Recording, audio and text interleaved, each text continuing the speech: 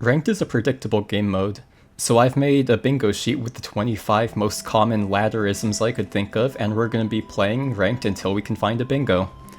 Now, this is basically just that star video from 12 years ago. If you haven't seen it, you're kinda weird.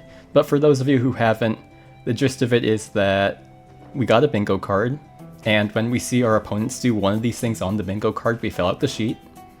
And if you get 5 in a row, you win bingo. So here's what we've got on the card. First up, we have DC, plain and simple if the opponent disconnects. Second up, we have Gas Balloon. These are a group of balloons in the game that have an effect when damaged by a monkey, and every single one of them is F tier garbage. There's no reason to have any of these in your deck.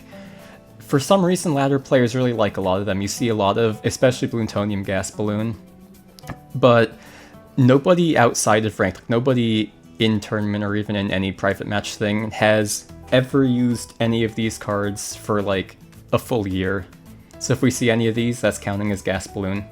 The second, Control No H-Prot. A lot of ladder players like to play Control in this game. A surprisingly large amount of them have a game plan that just says, I'm going to get to round 27, and then I'm going to let my opponent kill me. Hero Protection has been a top tier card for as long as the game's been out. It's literally never been bad. So if we find an opponent whose entire game plan is to get to late game and then just be completely defenseless and die, that's going to count as Control No H-Prot. And if you've ever played a Battles game, you know what I'm talking about, because these are the people who say late game and then are as bad at the game as everyone else who says late game. Second up, Jungle's Bounty. This card, when released, was actually pretty good. It was a 5 cost with double the ammo it has now. It wasn't like game-breakingly overpowered on launch or anything, but it was really good against new players, so it got emergency nerfed. And ever since then, it has been completely horrendous. This card cannot be played against aggro or tempo, and in Control you don't need this much healing, and you don't need a card that does nothing but healing. Especially nowadays, now that Quick Break's in the game. This has actually become a very decent card. It sees a fair amount of play, it can survive against burn decks, it can actually be used against aggro because 3 costs for immediate 100 is on par stat lined. And it's 200 healing in 1 card, so with Quick Break in the game there's absolutely no reason any deck should have Jungle's Bounty in it, but a ton of ladder players still absolutely love that card. In Cardstorm, most defensive games have both players sitting at 20 gold, the gold cap for the majority of the game. But despite that, a lot of ladder players insist on playing the farm cards anyways. I really couldn't explain why. Especially Marketplace, this is probably the most common one you see, even though everyone who plays it on ladder gets absolutely nothing out of it. So if we see someone with a farm down doing nothing with the extra gold, and like they're clearly a control deck, not just like an aggro or tempo deck that rolled poorly, then we're counting as farming for no reason. Next up, Random Pink. Pink is one of the best balloons in the game. It is used in every single aggro deck, and the majority of like fast mid-range decks too. But that's all it is, an aggro card. If you run this in like Control, you're basically just wasting a deck slot. It's only applicable to when you're killing your opponents so fast that 100 damage is enough to finish them off. If you're in a Control game and both players are sitting at 1000, I don't know why you'd ever choose to have this card in your deck over something that does real damage. But a lot of players with just like random pile decks do have Pink Balloon in it. Next up, the Shit-Turnal. This is one of the worst cards in the entire game, and if we see this in-game, you're going to figure out why super fast. Despite that, it does have the, ooh, it can infinitely scale, and ladder players love that, so this is one of the most popular cards right now. Despite the fact that in no scenario ever will this card accomplish anything. Next up, we just have What the Fuck. If we see a play that is just indescribably bad or confusing, then we'll put it on. There's really no way to like list out what those plays would be ahead of time, we'll just know it when we see it. Next up, Arbiter. This is used as an anti-aggro by ladder players, and I'll put on screen like a showcase of what happens when you try to play Arbiter. It just doesn't ever work. I don't know why you'd ever play 5 costs to gamble either a lose or a win when you could play like the super overpowered anti-aggro cards. Bioboomer is 6 costs and basically guarantees the win. I don't know why you'd take this unnecessary gamble unless your deck is so bad at anti-aggro that even a Bioboomer couldn't save it. Next up we have excessive removal. A lot of ladder players love monkey removal in this game, especially Expert Negotiator and Shrink. They're not useless cards, but like removing enemy monkeys is not a win condition in this game. It's just a mild inconvenience that can sometimes be used as a tech tool for certain matchups that your deck's bad at. The most amount of removal cards that I have ever seen in like a competitively usable deck, or even just like a usable deck in general, has been 2. So if we see 3 of these in a single game, we're counting it as excessive removal. We are going to count bedtime as removal. Even though no one plays this, it still is monkey removal, so it's going to count. Next up, bad at aggro. This is going to be another you know it when you see it type of thing, where like either someone just like stops playing aggro halfway through their push, or like they have completely awful Bloons. There's no way to like say what it's going to be ahead of time, but it'll be easy to figure out when we do see it. Next up, Tier 3. When you don't find a match in this game, they can actually expand the matchmaking pool so you can find people of different ranks than you. And the maximum this can go is ±3, so if a Tier 3 player goes like, I think it's like 3 minutes without finding a game, then they can be batched into a Paragon player. Next up we have the Free Space. And after that we have Tourney Player. This is a different one than all the rest of them because this isn't about like the player being bad. This is actually going to cover the rare scenario where we find someone who knows what they're doing, someone who I have seen before in tournament. I recognize most of their names, so I'll be able to know when I find one. Next up, Wizard, Spolt, and Try This. Now, Wizard is a good contender for the worst monkey in the entire game. It doesn't get stats that are worth having until you've had it on the field for 20 turns. And the problem with that is that if your opponent has cards in their deck that you need to defend, they're not going to wait 20 turns to do it. If your opponent's plan is to kill you with Bloons, you're going to be dead by 10. You can't afford to sit here and wait. And if you do have the time, like if your opponent lets you set it up for 20 turns, then they never cared about how much damage per turn you could do in the first place. Wizard is completely horrendous dogshit.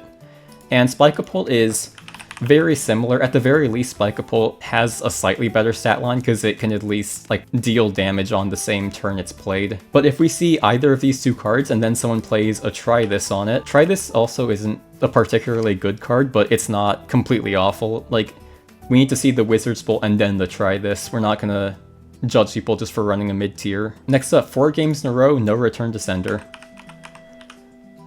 In every card game, there are cards that matter more than the others, and this is by design because it's a lot easier to balance a game when there's a core central meta to balance around. Return to Sender is one of the most load-bearing cards in this game. The fact that it can bounce a Bloon or Monkey makes it a removal substitute for basically every deck. If your opponent has something like, let's say, Druid of Peace that would otherwise completely stuff your combos, then you can get it out with Return to Sender on the turn you do the combo. If you're playing like Tempo and your opponent plays a Sun Temple early, you can punish them for that instead of just immediately losing the game.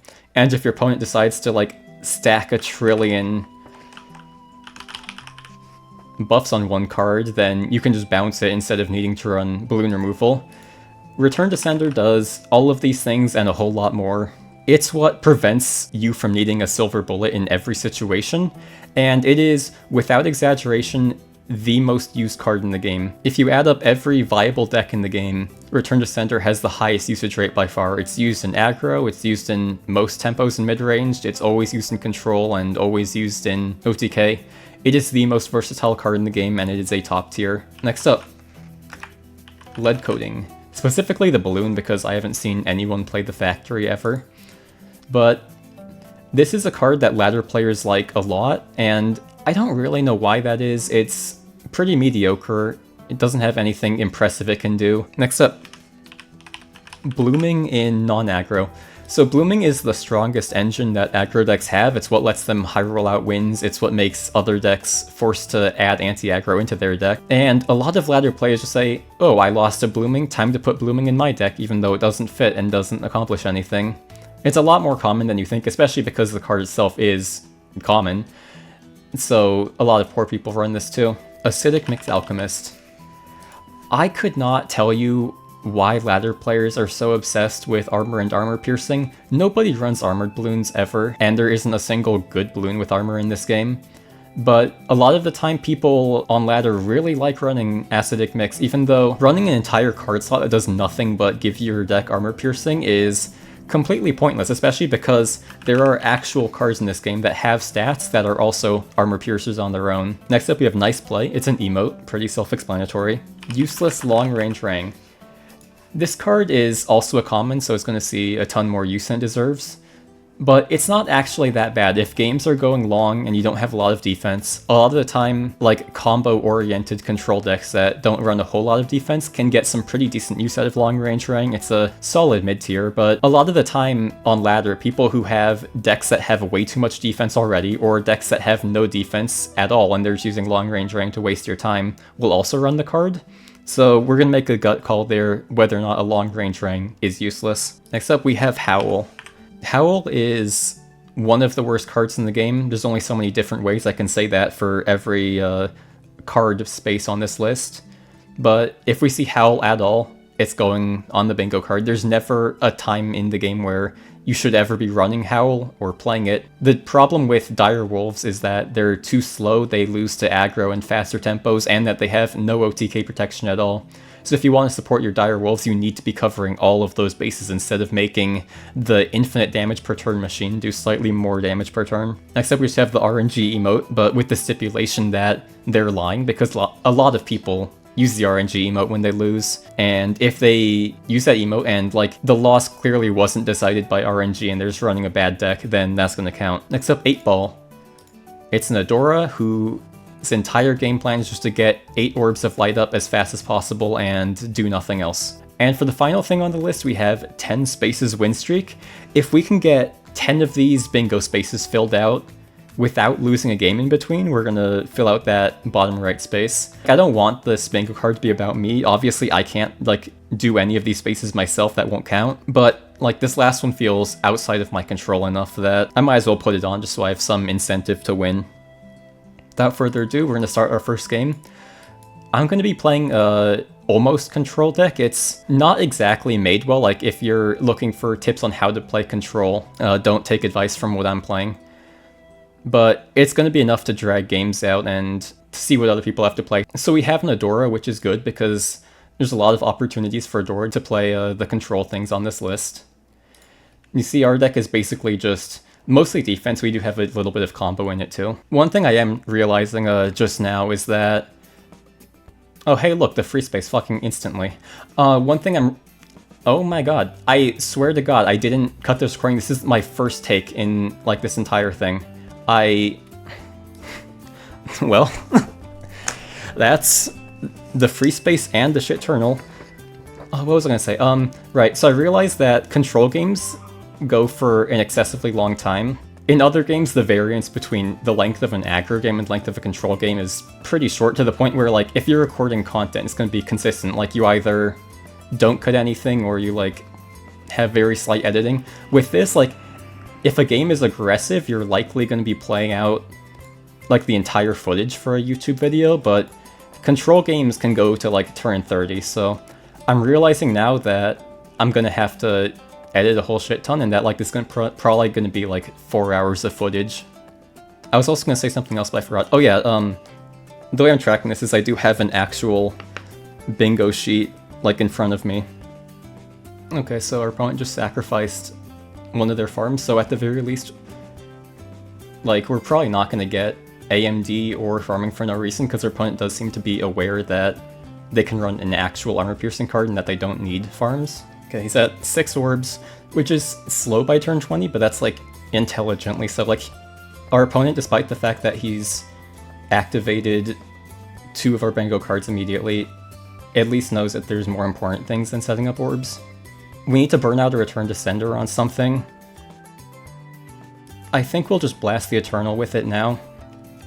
When you Return to Sender Eternal, it does go back to being a base 70 health, so, you know, if it ever does, in the impossible scenario, become a problem, then, like, there's no real threat, you can just get rid of it.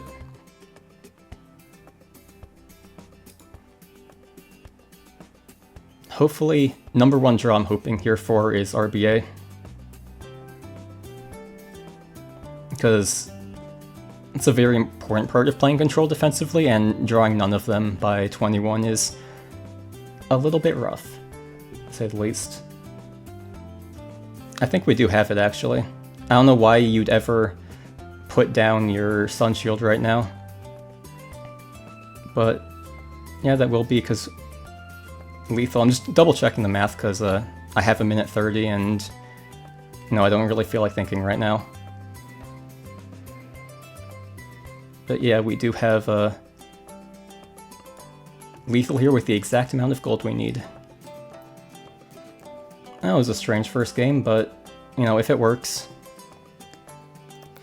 I think, I'm not going to count that as WTF just if someone doesn't put up their Sun Shield for no reason, because, first of all, then we'd have it instantly, because every Adora loves to not have their Sun Shield up, even though that's the only point of the hero.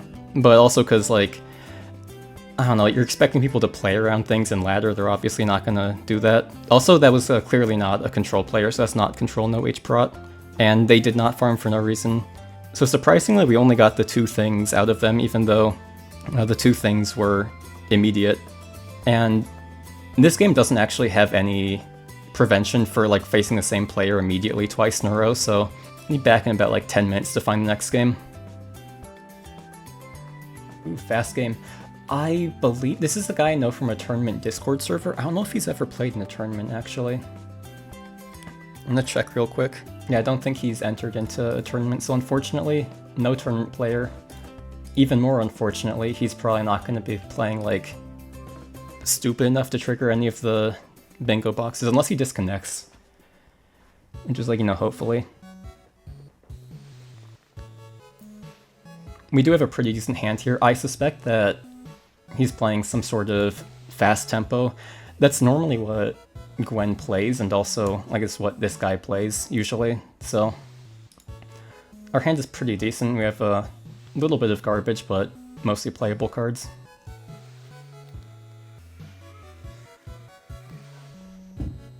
Okay. He's starting with a Moab, so presumably he's gonna go in, like, right now. As tempting as it is to play BMA, BMA is a way to punish people who, like, immediately commit to a push. And we're gonna have Sprayer next turn, so we don't really need to worry about him playing something, like, too fast. He's playing Sprayer, okay. And there's the second Moab. We're just gonna save here for BMA.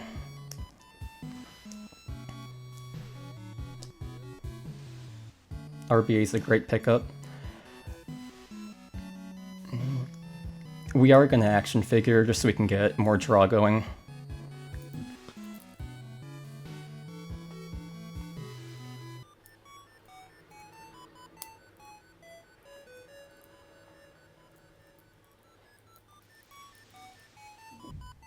Ooh, healing. So this is going to be a fast mid-range. Healing is almost always used in decks that try to outspeed immediately.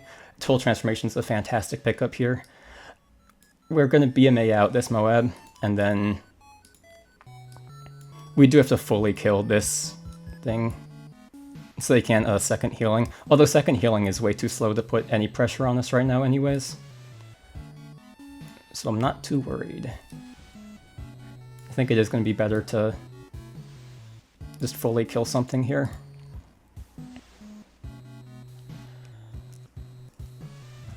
Hopefully we'll, at the very least, not see a Return to Sender from this guy. Although that is still a pretty big if, because I'd assume his deck would run it. I'm just playing the second healing. Stat of Desperation. Clarity's fantastic. And we're taking the frags easily. And we're going to sit at 8 here. If he has Return to Sender, he'll almost undoubtedly play it now. Second sprayer, okay. It looks like his draws aren't too great this game. I can feel that he's getting unluckier than he wants to be, because normally with a deck with healing and Moab, you'd have at least like 15 balloons in the deck.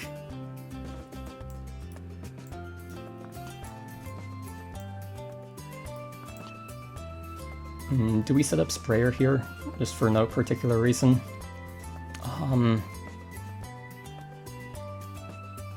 don't think we do. I think we can just wait here. I don't think we RBA either.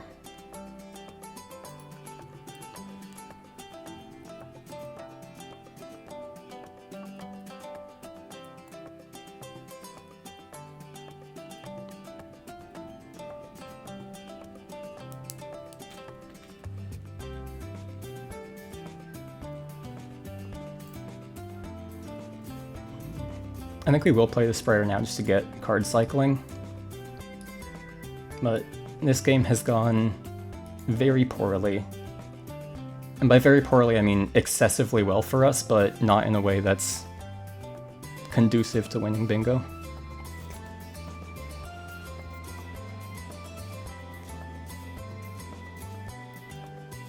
I don't think we need to have an action figure on the board, although with 3 sprayers on the field, probably wouldn't hurt.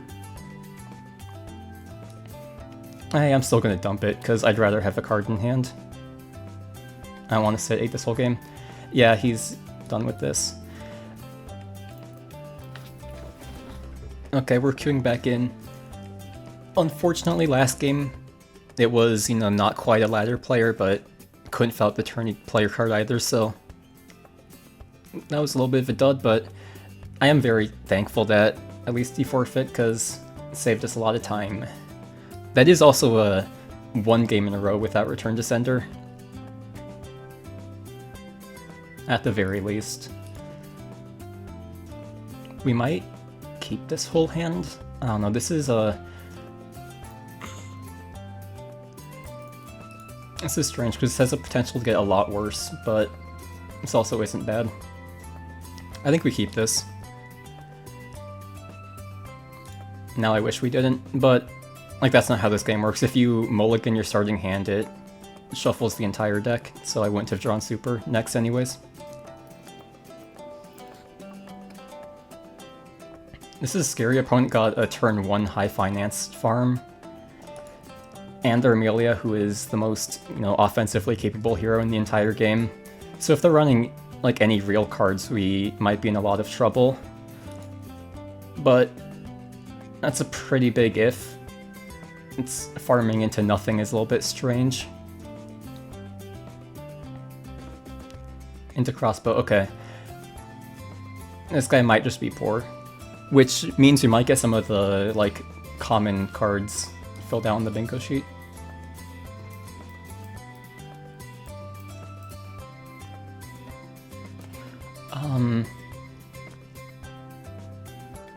I think I go double clarity here.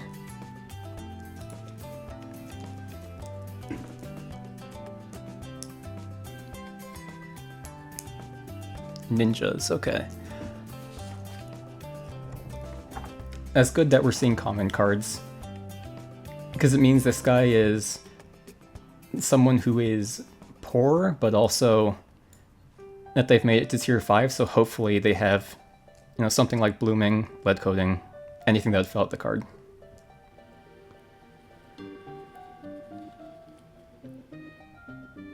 There we go, stun gas. I'm so happy. And then he's got, this is his grand idea. It's, stun gas, and then camos, which can't be targeted, so I have to shoot the stun gas first.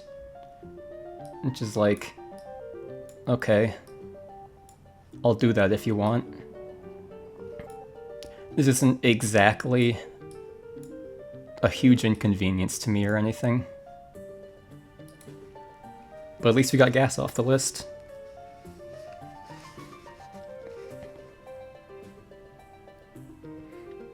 don't think I have anything on this list for Aura of Strength. This is also a card that's like super ladder pilled.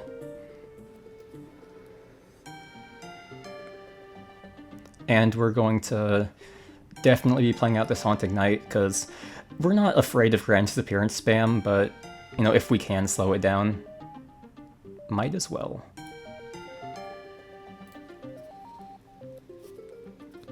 I don't think this guy's exactly farming for no reason, although if he continues to hold the farm in his hand, like way past when he should, then I'll consider adding it.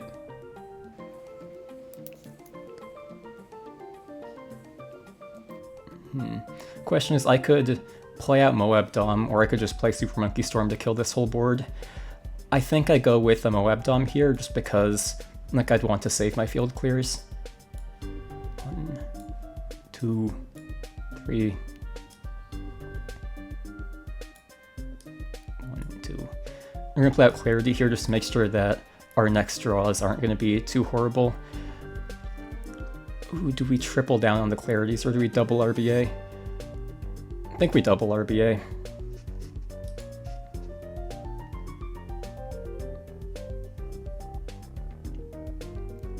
We're looking pretty fine this game, even though, in theory, Grand Disappearance could be scary. Okay. He's using the Storm Moab and also the Stun Gas as cover for Chemo Rainbows.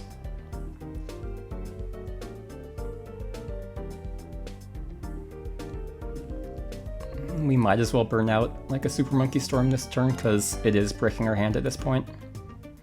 Although, it would have to play 2 of them in a row in order to...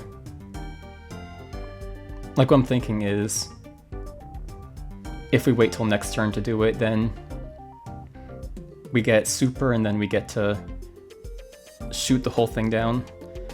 I think we do it now, though, still, anyways. Like, the regrow isn't that dangerous.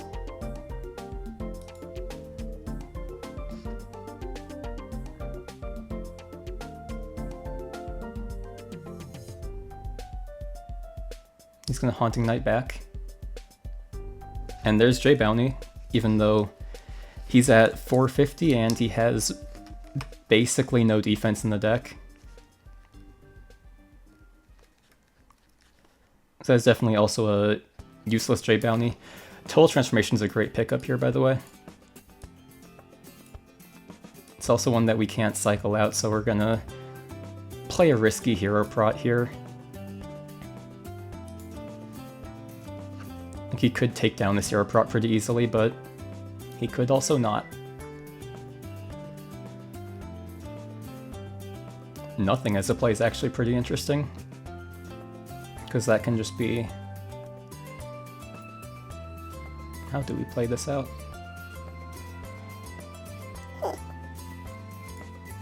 I don't exactly want to let the H-Prot go down, even though it's not that important. You know, yeah, we will let the H-Prot go down. Like, I don't actually care at all.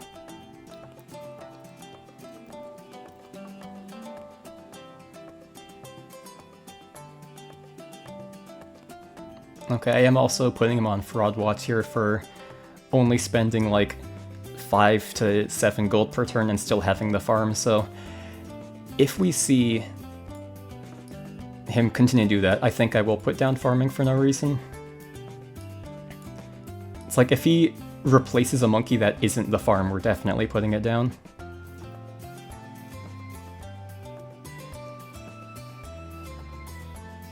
Nothing, that turn just sits at 20 with the farm on the field. And we're drawing literally all of our defensive cards. I am going to literally just play the super on the field, just to cycle. We're also at the point now where, even if he does have removal, we can Total Transformation to get, you know, last burst of stuff back. Spike Storms, okay. So he's just cycling out 2 now.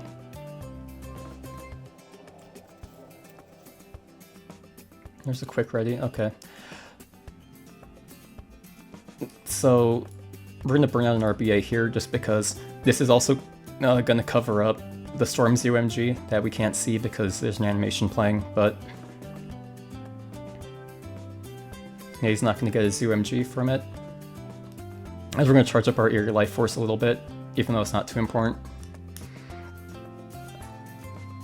Super Monkey Storm the Redding Bloons. Okay, well,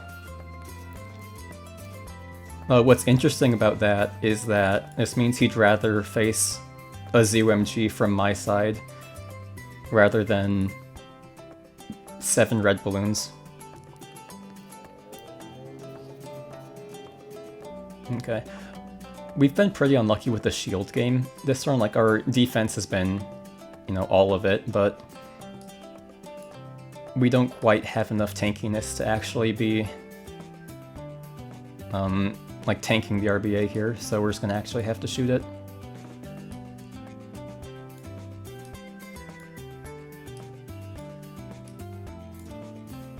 We'll tank 20, that's fine.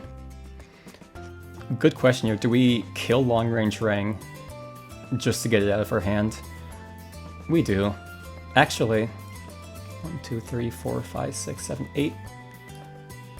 We're just going to take down this Mauler. And on second thought, we are going to kill these two, because we have so much more defense in our hand. In fact, we have only defense in the deck.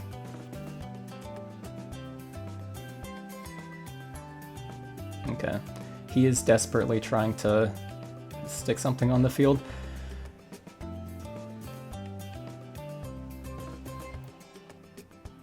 And do one of these. And then we're going to do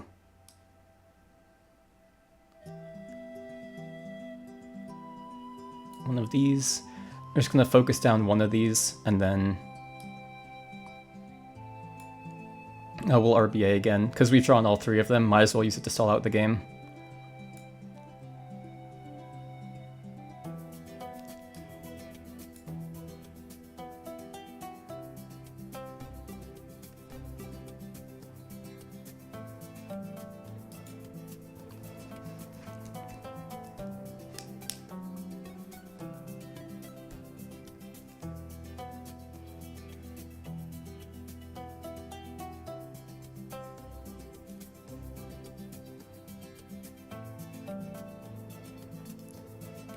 Okay, he covers farm with farm, so that's not exactly counting as farming for no reason. Maybe he just needs to get it out of his hand.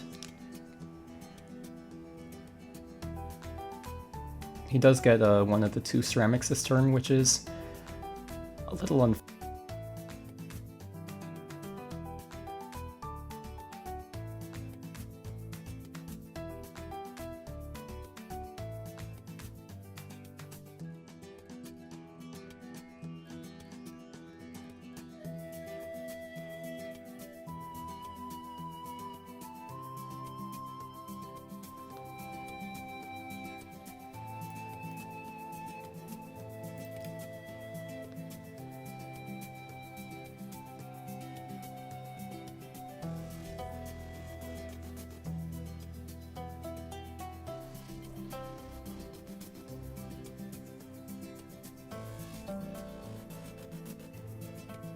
We might as well burn a Super Monkey Storm this turn.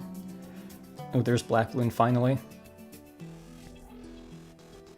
Do we actually want to burn Super Monkey Storm? Because if we do, then we don't get double Quick Ready next turn, which could be game ending here. I mean, not if he plays around it, but I think we can confidently predict him not doing that. So I think we're not gonna... I'm just gonna do one of these.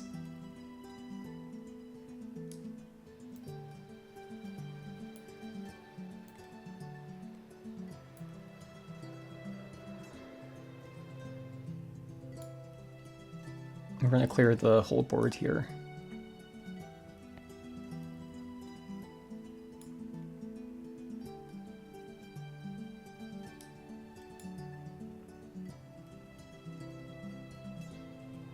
That took me too much time to think because I'm slow and stupid.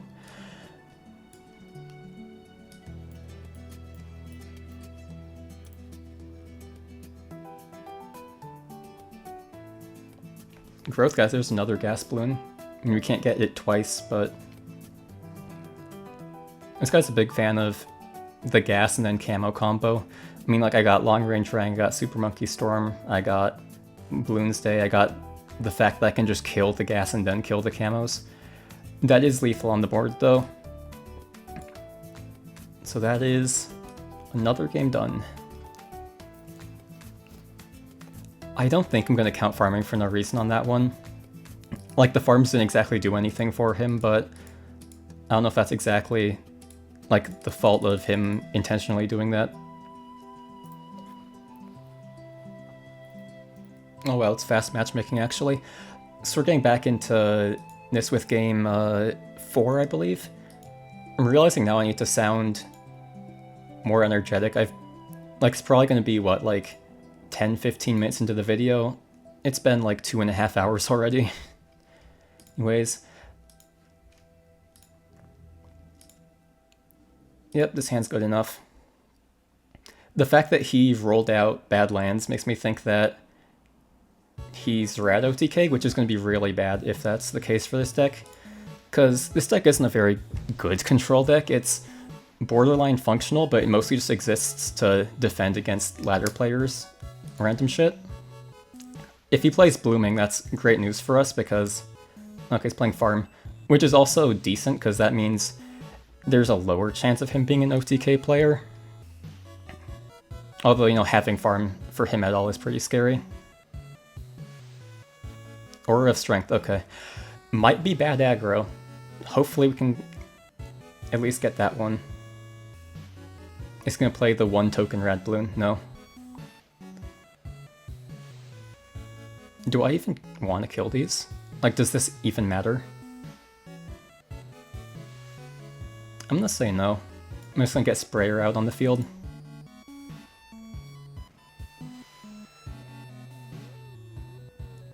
He actually gets both of the buffs on the yellow, which is impressive. And Sprayer from him, okay. I have no idea what he's playing. Like, I'm not gonna count it as bad aggro yet. Oh, also, by the way, we're at 2 games in a row, no return to center, and we're on a 4 spaces streak for the win streak.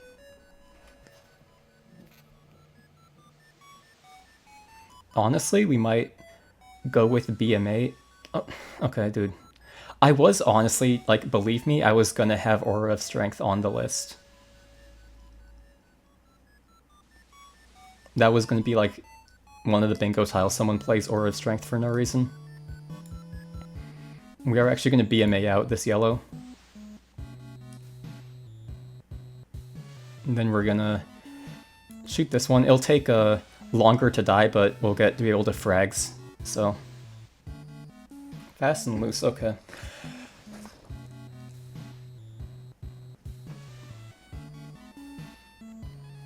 Oh, booster. This might still be bad aggro. Honestly, like, I'll play it by ear, but if we see enough bullshit, might still call it for bad aggro.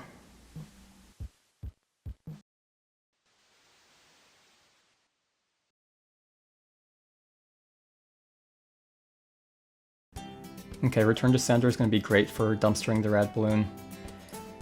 And I'm just going to put frags down to kill all 3 of these so that any Aura of Strength buffs are either going into each other or into the Rad.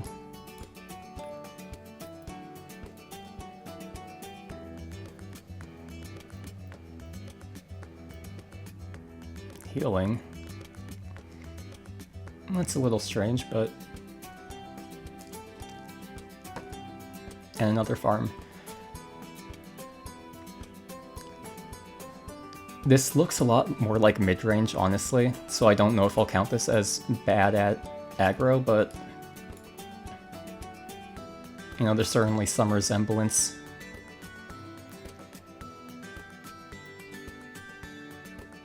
I'm gonna start chipping away at these Aura of Strengths.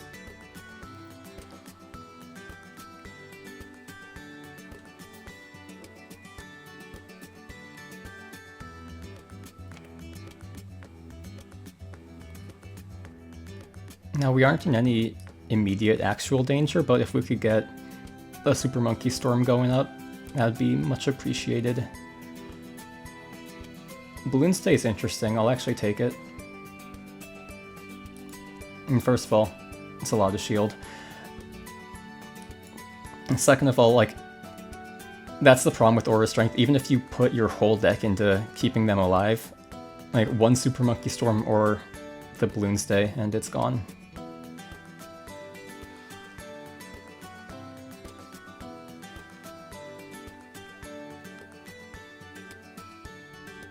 That's interesting, he's going to return to Sender or Sprayer, which does cancel out the no R2S streak.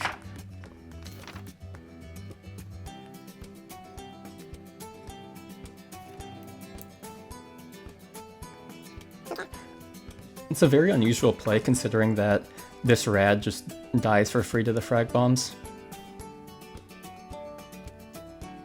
But now I can take this justification to absolutely kill everything and then be pretty certain that I'm not gonna die, because I can get Bloons Day up now that there's no pressure on the field anymore. Also, the triple Rad enhancements instead of just playing a new Rad Bloon is really strange.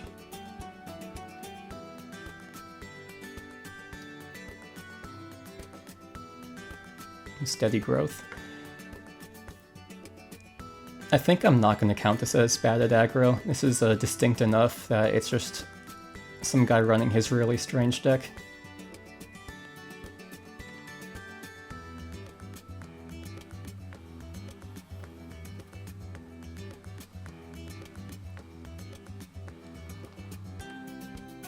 Even more attacks. This is strange. Like, this is just barely short of a what the fuck moment. If he did like anything even slightly stranger than this, I think I'd count what the fuck, but for now I suppose I can't.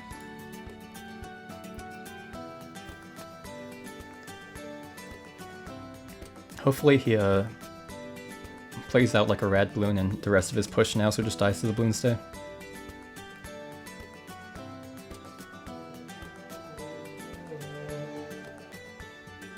Another Aura of Strength. Noted.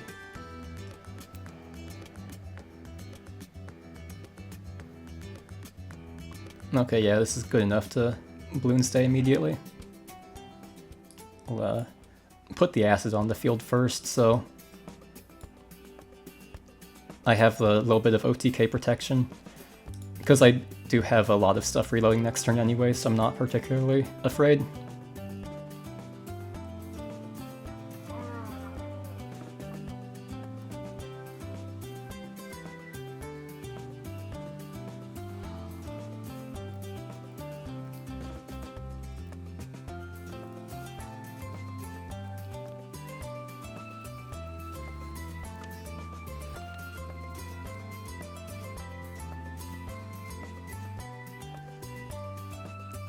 Okay, this doesn't actually count for anything bingo related, but it's probably getting the video just to... because he's playing some really strange pushes. I'll definitely Super Monkey Storm this, by the way. He's sitting here with just his 2 attacks on the field. What an unusual game.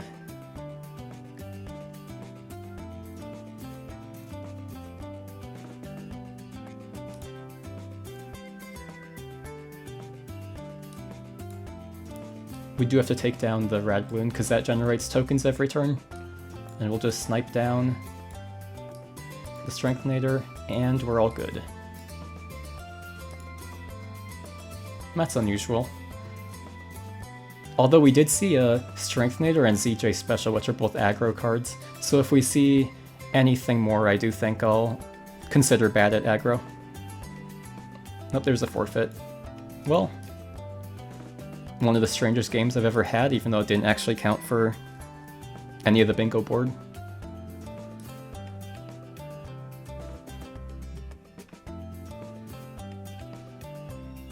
Ooh, we got the same Adora as game 1, I believe. Unfortunately, we're probably not going to get anything new from this. It's the same person. This is an awful starting hand, though.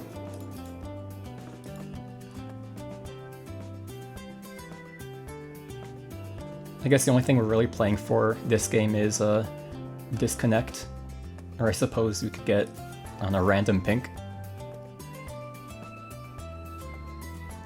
Ooh, Life Drain. I also did consider having Life Drain on this list, by the way.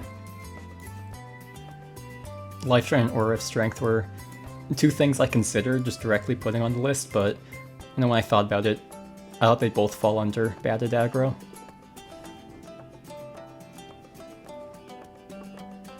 Although, if he's playing a different deck, because I haven't seen most of these cards last game, I didn't see any mini minors, I didn't see Life Drain. We might still be able to... I'm actually going to play out of black here. We might still be able to pick up Farming for No Reason. Or Excessive Removal, because I believe he had some last time.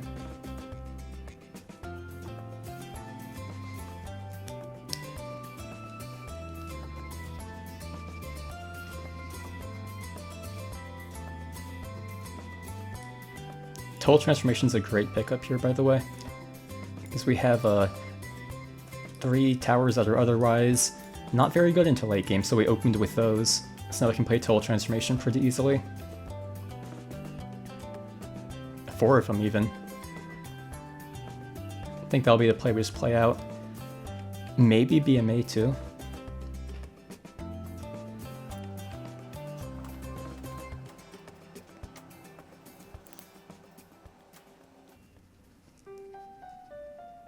We got second BFB on the field now.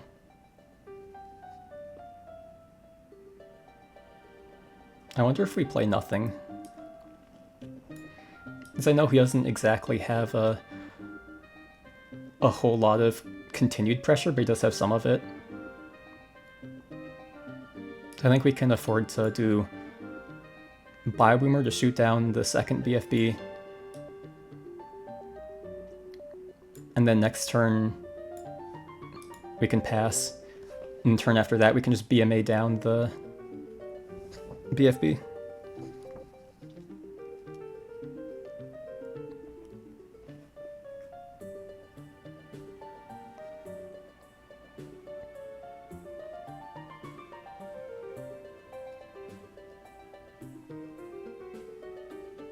More farms, that's interesting.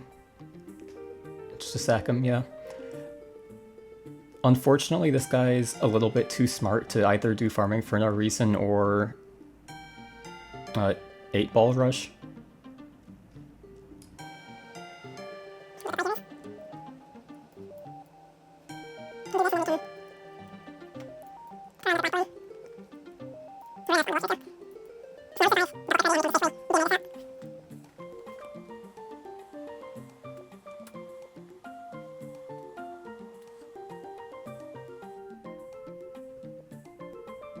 Unfortunately, we're not going to get the draws from the Black Bloon because our hand is pretty bricked from needing to play anti-tempo immediately. But that's fine, we don't need it.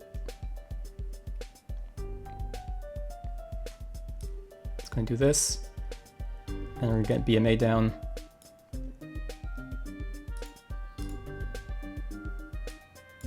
And we're 100% fine.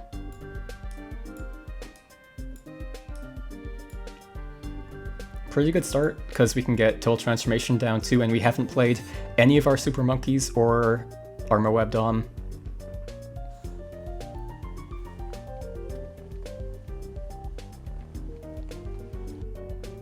And there's the Eternal, welcome back.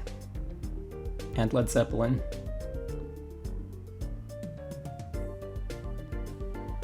I remember now, this guy was the guy with Led Zepp and Regenerator and Eternal. And unlike the Eternal, the other two actually forced me to care about them in some capacity.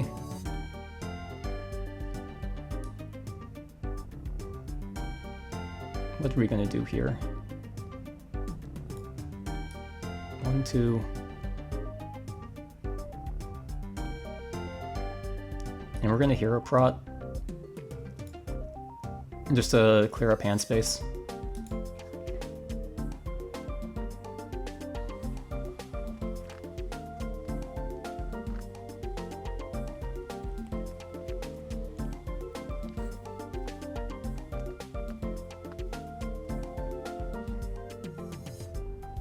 By the way, another reason BMA is so good in this game at especially just fucking over tempo players is that you can use your return descenders to actually replay it, and then you can drop their big unique balloon immediately. Sucks to be you. I know we can also get rid of the Eternal forever, because transforming it into a red balloon does permanently delete it. It's not like it goes back in their hand. But just as a thought experiment, I'm not gonna answer this Eternal, like, ever for the rest of the game.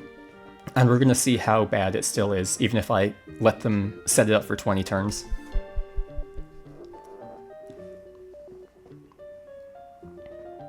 And this is an example of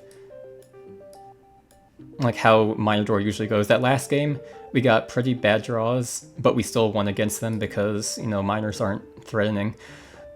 This time we actually got our defense out pretty much perfectly. We have the BMA and the Bloons stay back in hand. We got our RBAs ready, and, you know, there's just nothing he can do. If he actually started playing some pressure instead of just setting up minors and doing nothing, then might have had a much better chance at breaking through. But right now the game is basically just over. Ooh, there's random pink, actually. It does take down the H-Prot, but we know this guy has literally nothing to capitalize with that, so we are going to count that. Random H-Prot. Not random H-Prot, random pink. We did get something out of this game. I don't know why you'd have pink in this deck. Like, you have Soul Stealer, you have Regenerator, you have Led Zeppelin. Just run Double Trouble in the deck. That would actually give you some killing power.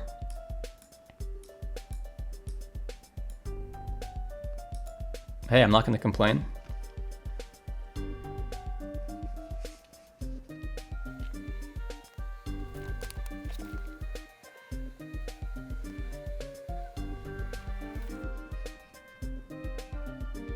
And the next turn we just got our hero protection back.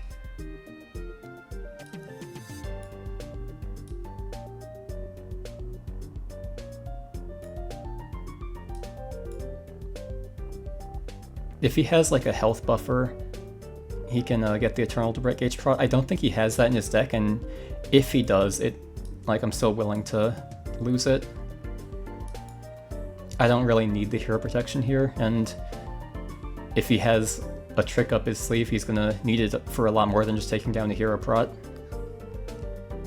He's up to 7 orbs, by the way, which is a lot faster than last game, to the point where I will actually put 8-Ball on the list if he gets it.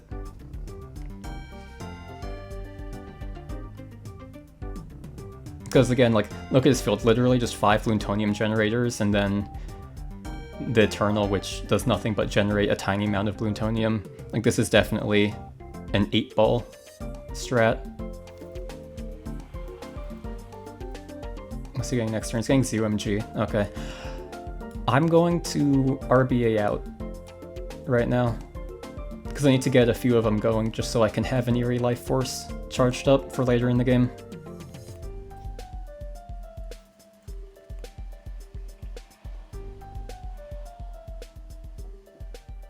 And he knows not to kill them, because he knows I have a ZOMG coming up next turn. Haunting there is going to be the thing that kills Adora forever if she tries to sit there with 8 balls.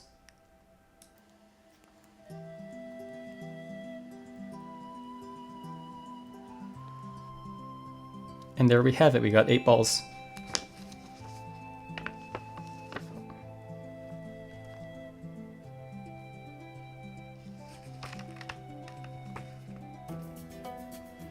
And did he just play another leeching shot? Good god, man.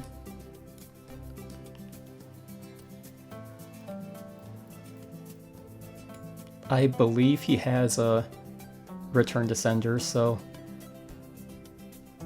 And if I don't play out something here, he can brick the hand. Although, I could literally just do the second RBA. I think that's what I'm going to do.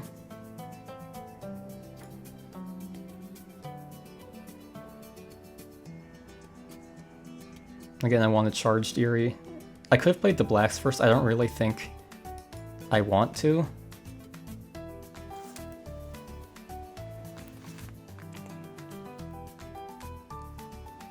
Oh, there's one removal, so we can start the excess removal counter again.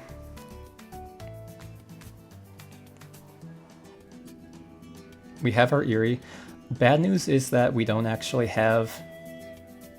We can Super Monkey Storm to get rid of the reds, actually, to keep H-Prod up.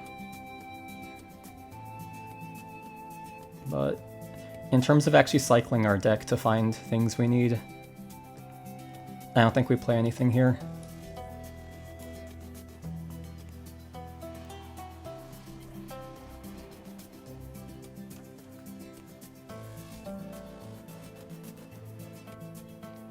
And for some reason, even though he was already at 8 orbs, he's sacking again. So he's going for a 9 ball.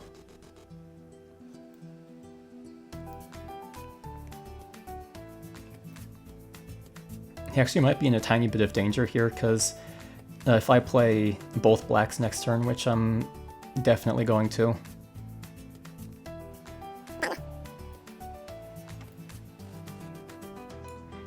actually, I could just return to sender to stop these from taking down Hero Prot. I'm going to, because he hasn't really shown a lot of things I'd want to waste return to sender on in the first place. That does mean I'm not going to get my blacks down, but that's whatever.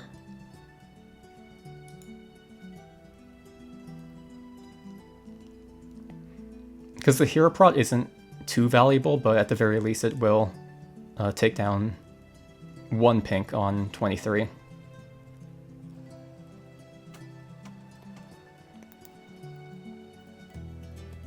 There's 2. Can we get a third one?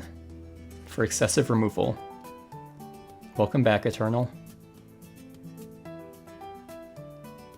Oh, the first, like, actual defensive card we've seen out of this guy. It's not a good one, but it is, at the very least, a defensive card. It's not just Boontonium generation.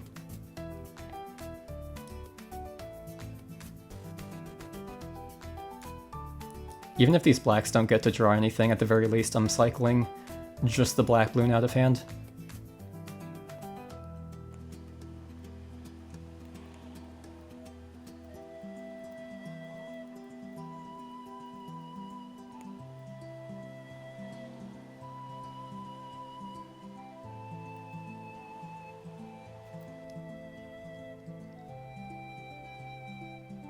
And unfortunately there is return to sender again, so we're not going to see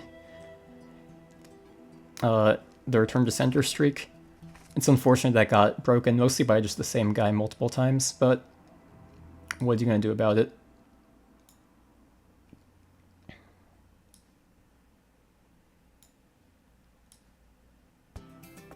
If I top deck another return to sender, not a return to sender, a quick ready, he's in a ton of danger, but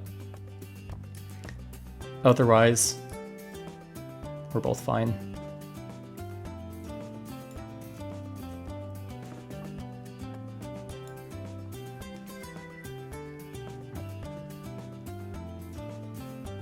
And there's the quick ready.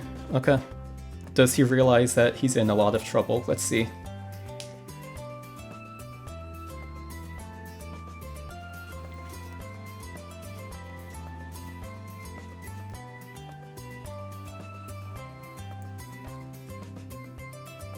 He's putting his shield down again for basically no reason. Oh, there's our generator, that's nice. A little bit late. Like, that 9, I'm not even gonna have to answer that because it's just gonna... Because it's not gonna connect before the game finishes. I might as well hit a Super Monkey Storm here. Can't really think of any reason not to.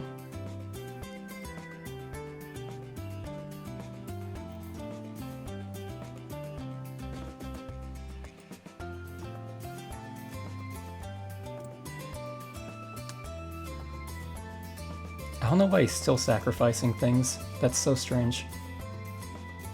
You get nothing from that. I don't know if he knows that the maximum is 8.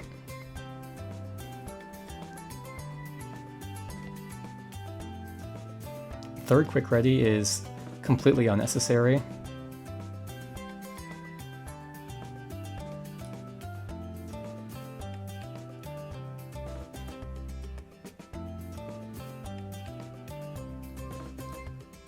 I might just pull out the BMA, because I know he doesn't have anything else threatening in his deck, and also if I can chip down the blacks here, I'm not in a whole lot of danger.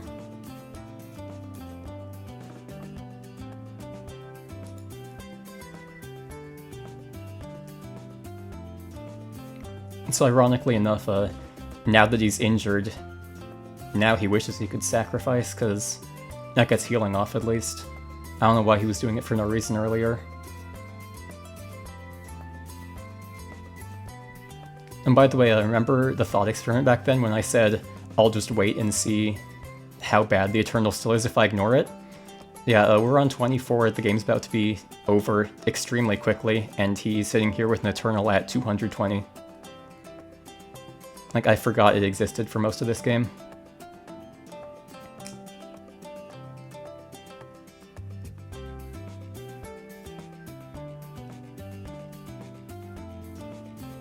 Another Super Monkey Storm, very nice.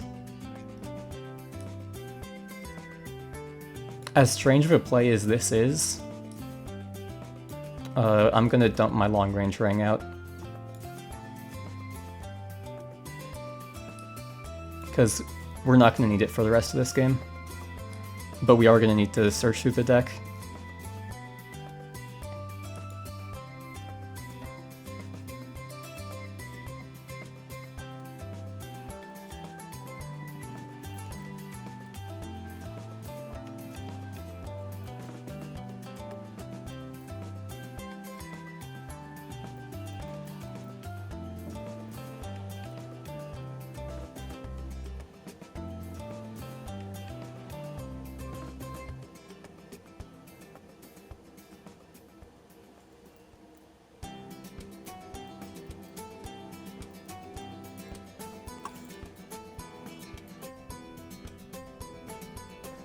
Oh, we string the Robo, that's interesting. Stop, what are you doing? You gain nothing from sacrificing that. You gain nothing from shooting that. The hell? You need the Robo to defend the double yellows you know I'm getting next turn. And you need the orbs up for that too, and you got nothing from the sack, you got no heal, you didn't get an extra Orb of Light. Literally just worse than using the 5 Plutonium ability. Why did you do that? That's so... Excessive removal, there we go. Hell yes. And I am counting that as what the fuck as well. Because that is quite simply the game.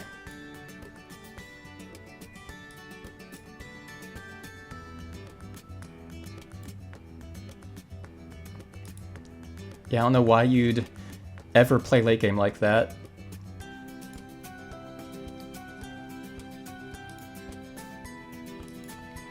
Oh, that being said, I am clearly at risk of getting the same players again now, and I've been here, timer says 3 hours, 15 minutes. I'm clearly getting a little tired, a little hungry. I'm gonna come back in a little while. But at least that last game was a lot better progress than I thought it would be, and we're one off of bingo if we just see Arbiter. Okay, we're back. It's been like an hour and a half. I gotta find my pen and paper, actually.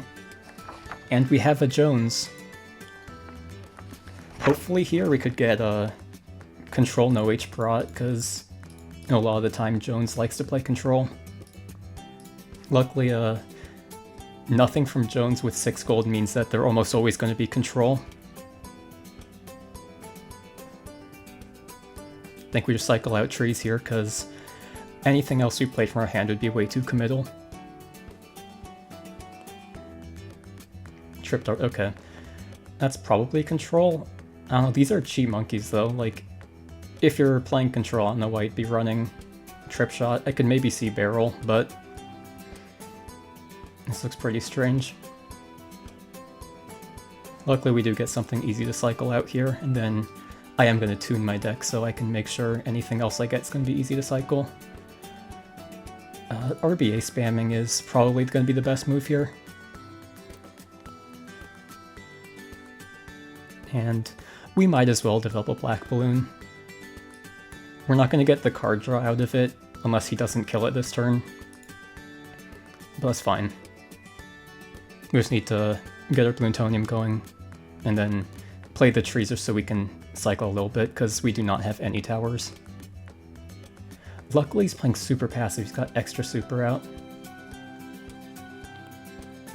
I wonder... I think I'm unironically gonna get wolves on the field, because my hand just has not been great. I'd prefer I draw at least a few monkeys. So we're going to start off with at least 2 wolves on the field's fine.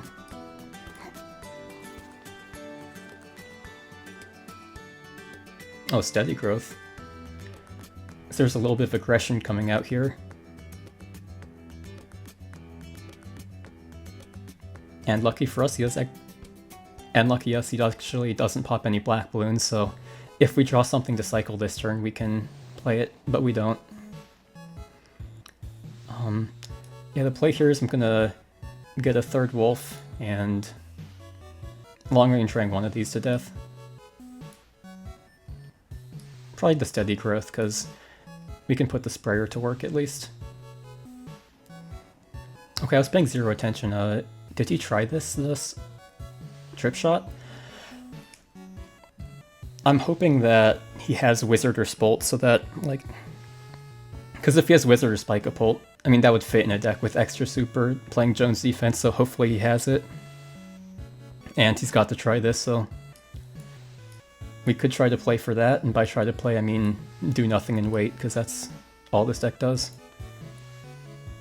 I am going to put up the Hero Prot because I have a black on field, so I'm going to draw anyways. And if I didn't put up Hero Prot, it'd be a wasted draw. Okay, things are turning around for us. It was a pretty bad initial hand, but I think we're in a pretty good spot right now. Oh, Golden Blimp. It's interesting. I wonder if it's just for ammo stores, or if there's a chance that he might be playing for Double Trouble. Either way, I'm gonna unload 2 rounds of Super Monkeys into it.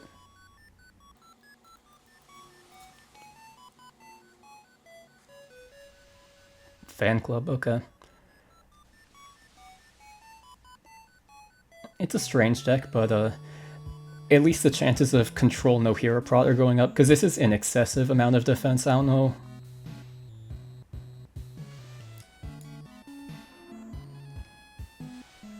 We'll take a quick ready just so we can try to get the game over with a little bit faster. And we don't really have a way to cycle anything important. I think we will play RBA here. This denies him a BFB spawn, and which isn't the most important thing. We could deny more later, but it's good enough for now.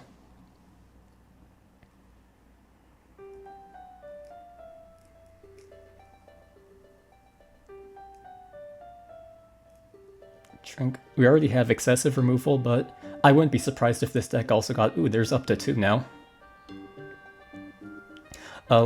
We do have Total Transformation though, so it's not like the Shrink actually does anything here.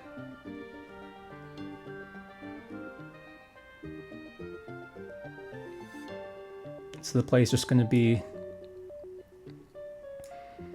putting a shot into the Gold Blimp and then passing the turn. I'd be pretty happy if he shrunk the Sprayer just to take down the Hero Prot, because then we can get it all back with Total Transformation anyway, and we'll be perfectly fine. What's interesting is that he's putting the Golden Blimp straight into the hero prot, which makes me think that either he doesn't actually care about the Golden Blimp stats, or that he's got a double trouble ready. And just to be safe, because like Golden Blimp almost always does have double trouble, even if you don't like particularly care about like killing the opponent, because it's such a good Bloontonium engine to double trouble it, and it can kill people regardless. But we're gonna do this just in case he wants a double trouble, so he can't actually get like a significant amount of damage even if he chooses to.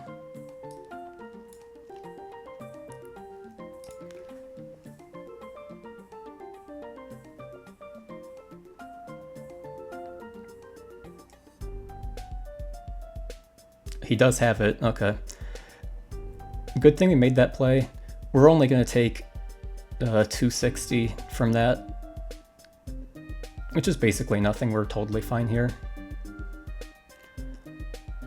We could RBA again. It's pretty dangerous because we haven't seen our Bloons Day yet, so I'm not going to do it. I'll probably do it this next turn though. Another try this. Oh, I wish he had Super Spike-a-Pult. I am gonna play the Red Bloon Apocalypse now just to cycle it out, and to charge up the Eerie Life Force a little bit.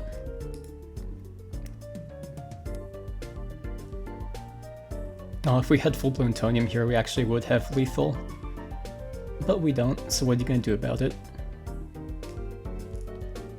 How much do we have in the graveyard actually? 26.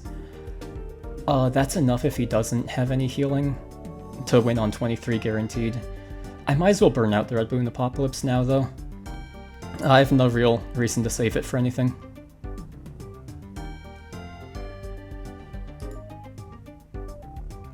We actually have lethal with the Red Bloon, as funny as that is.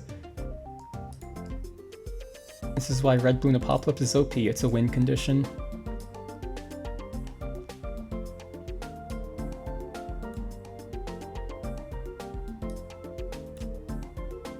And that is also a control no-H prot, because 22 rounds as a purely control player no-H prot, he definitely would have drawn it if he had one. Although again, you know, Striker has no pick cards, so I guess it's not guaranteed, but no defense at all in that deck, not even Mana Shield. I think that's safe enough to say that that's control no-H prot.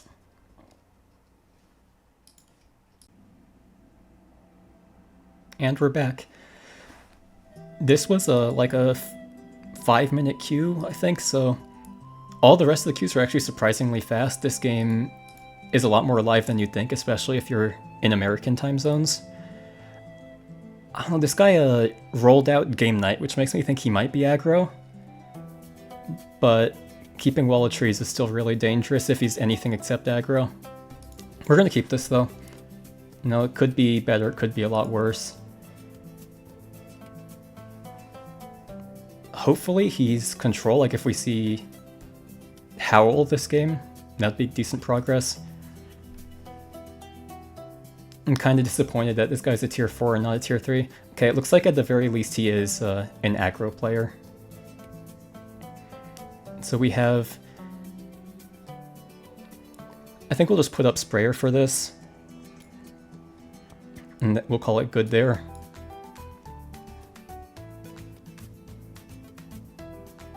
People on ladder don't really run Whoops or Stunned, that's more of a tournament tech thing, and even then people don't really use it.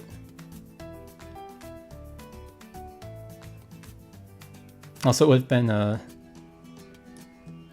maybe better to play Trees instead of Sprayer there, but I think this is the correct route. Sprayer, Bio Boomer, and we should be perfectly fine from there.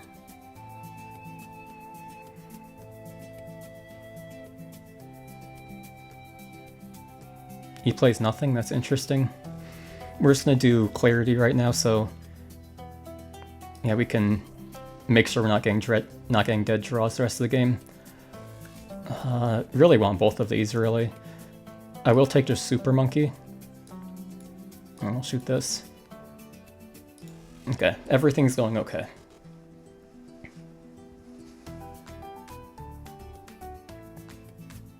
And, oh, I'm definitely filling that in as bad at aggro. It started off with the Swarm Yellows, and then he's just done.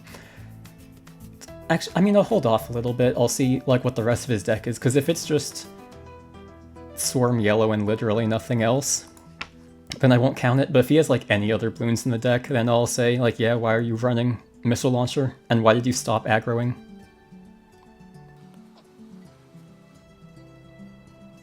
Oh, there's J Bounty. Oh, we already have it, damn it. Okay. I'm not entirely sure what he's playing, because a Swarm Yellow, Missile, and J Bounty are like not only completely separate things, but like none of them even individually fit in Mountain Open. So I really just have no clue what's happening here. More Swarm Yellow, okay.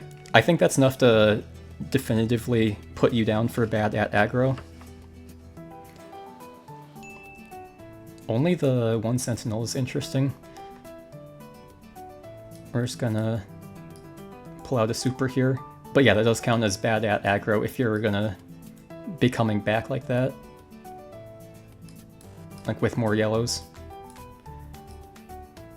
And he's doing it with Sentinels too, so it's like not even like, oh, maybe he's just doing it for the Dire Wolves, because no, he's playing Sentinels. That definitely counts as bad at aggro.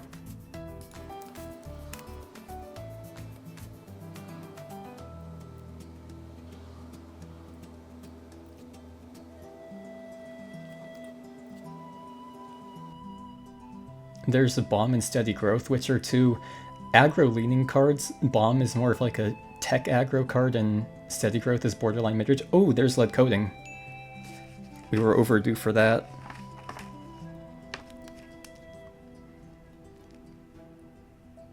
There's a Direwolf. This guy's kind of just playing cards now. It might be a free-to-play player now thinking about it, because these are a lot of the cards that you'd play when you just first start the game.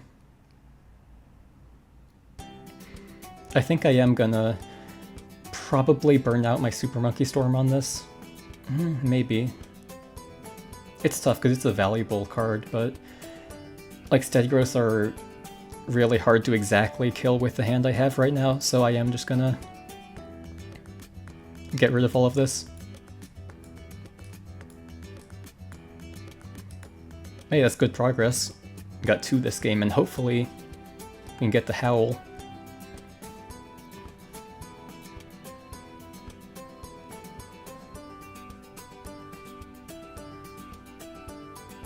Oh, he came back. He was waiting down the entire turn timer. I was hoping he'd disconnected. He played Bomb and then didn't even attack with it. It's a little bit strange. Luckily we have RBA, so we can waste a little bit of time if we want to, but no point doing that right now.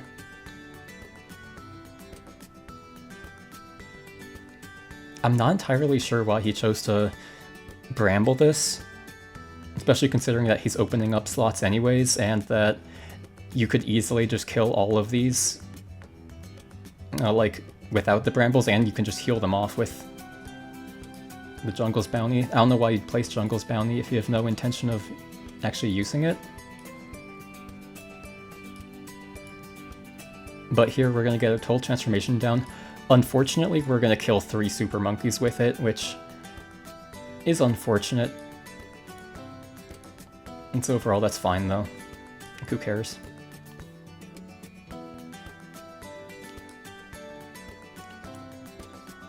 We might as well shoot the Shield Gaths to death, just so we don't take the damage.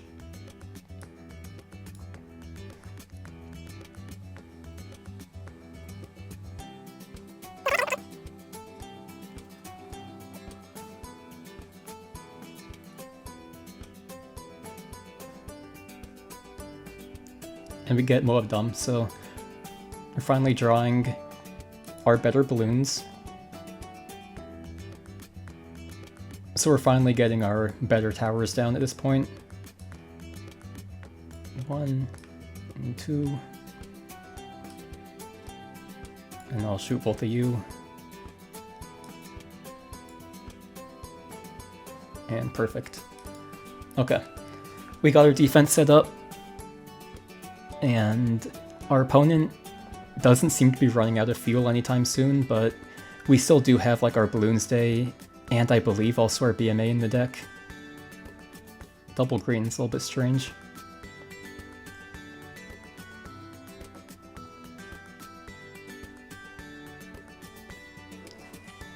I promise I was considering putting Aura of Strength on the list. Because so many people have it, I'm not sure exactly why.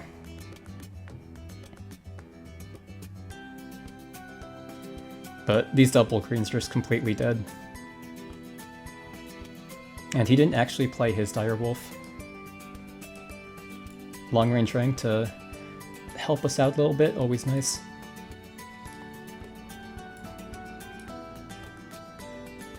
As a matter of fact, we're gonna play out one of these just to kill the Aura Strength right now. And then one for you. And that's it. Things are going great.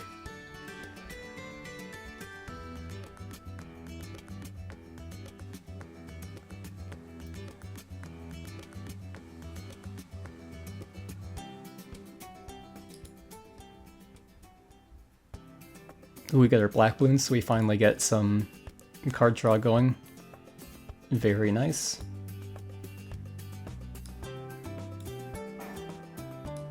I'll just shoot down. I don't really think we need to urgently kill Aura Strengths this badly. We are gonna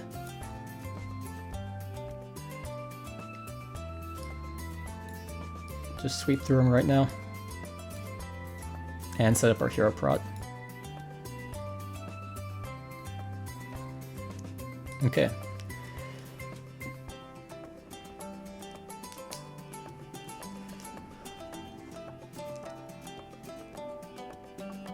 Golden. This is one of the things I also narrowly decided not to put on the list. I feel like if I put all of the like cards that I recognize as ladder cards, like Aura of Strength and Golden, I would have like the whole ass banquet board filled out, but I just decided like that would be too many opponent played X card things on the card, so I cut Golden, I cut Aura of Strength. He's making gold, which is incredibly useful for him sitting at the 20 gold cap the whole game.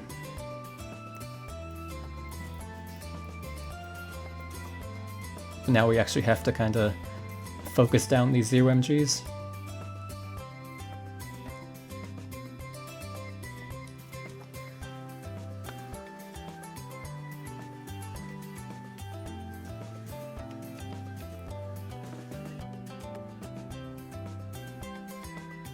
We got Bloons Day in hand, and it might be worth it to play it. But despite like how many things he has on the board, like we're surprisingly safe here, so there's not a whole lot of urgency.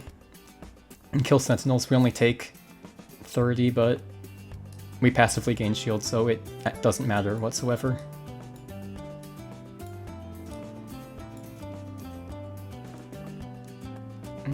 Question is, do I want to burn out Bloons Day on this, or do I want to defend this conventionally and have Bloons Day for 25? How much do I have in the graveyard? Basically nothing. Okay. Yeah, I'm gonna return to sender this Moab Dom. And then I'm going to actually vault this ZOMG all the way to 5, because the plan is to kill this closer one by conventional means.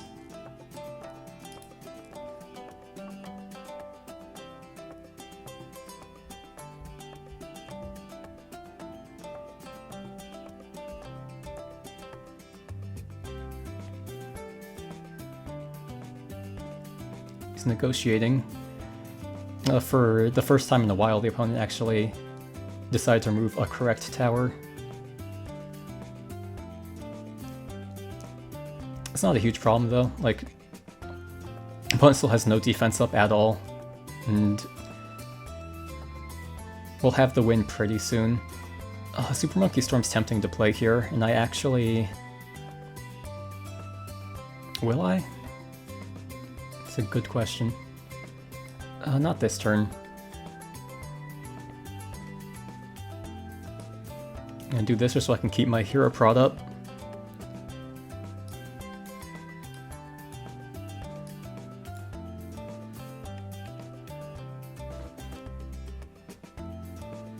And we'll enter in there.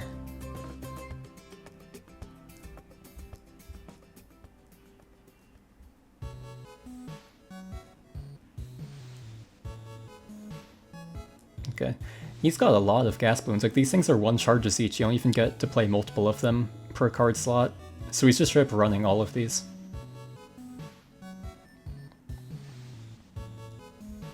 He shoots the wrong thing with Investigator because that ZOMG would have died to Direwolf Splash anyways. He's just not shooting the missile launcher. He hasn't been the whole game. Well, he finally does now, but he's been consistently missing that. Yeah, we're just going to burn out Super Monkey Storm here. There's enough value on the board, and also I know that if we play it here that we can survive until like 25 is when we're going to need the next removal.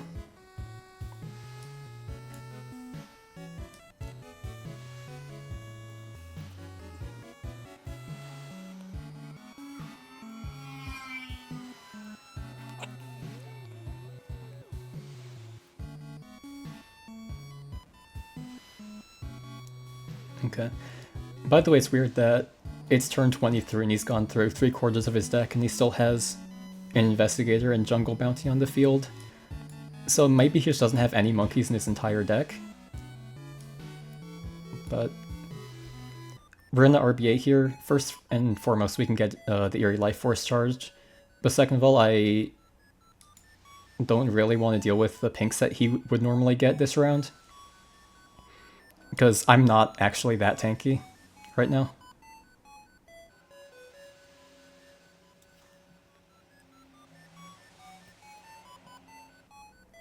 What? Did you just missile launcher the missile launcher? Why? You have an Investigator right there doing nothing. Totem's odd. Although I guess like it's not a terrible totem. I just didn't expect him to have one.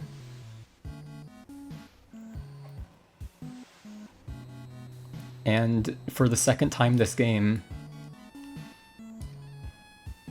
we're going to return to sender ourselves.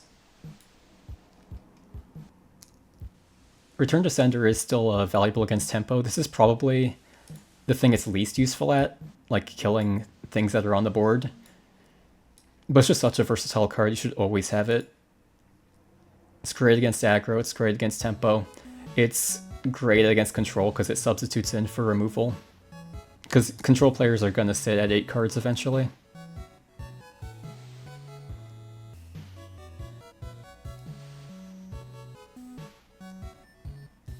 How big's our Eerie? 18.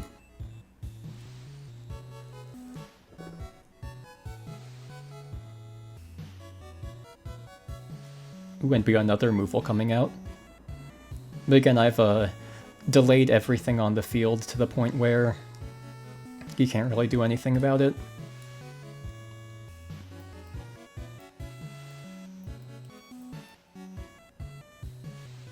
The question is, do I want to play the Black Bloon right now?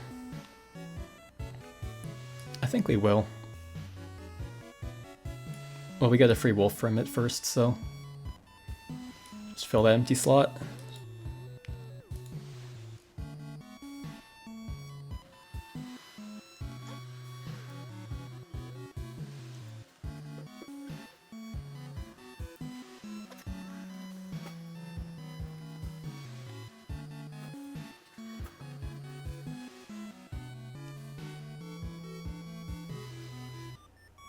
Oh wow, he's deciding to go in now with a tempo push. He's played a few other cards that are like just miscellaneous random balloons. To the point where I'm questioning again if this is bad aggro, but Precursor on 27. Yeah, he has enough aggro tools that I think it's definitely bad at aggro. I mean, I guess the fact that I'm questioning if it's even aggro is good enough proof that it is bad at aggro. How much do we have in the graveyard? 26? More than enough. We only have 12 gold on hand, but Luckily we have Action Figure to fix that.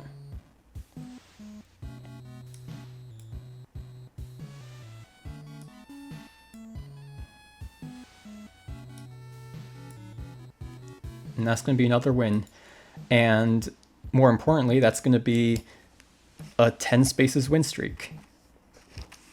I guess the way I wrote it, I suppose I didn't actually have to win that game in order to count it, because I got the 10 without losing, because the spaces happened in the middle of the game, but I won the game anyway, and we'll count that.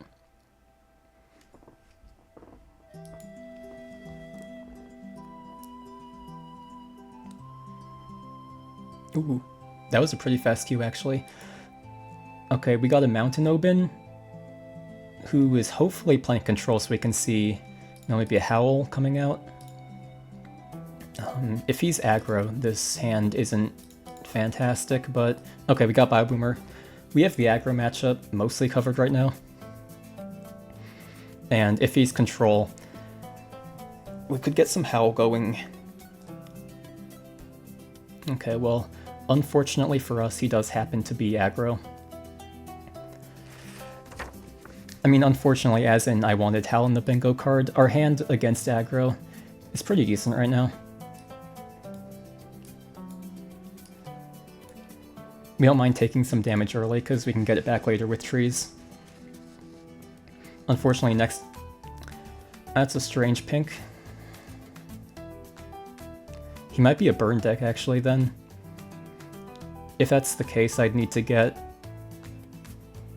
like... my Bloontonium going faster.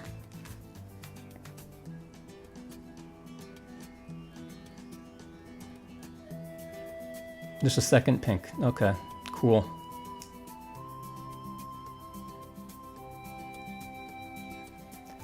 We do get black. The question is what we do here.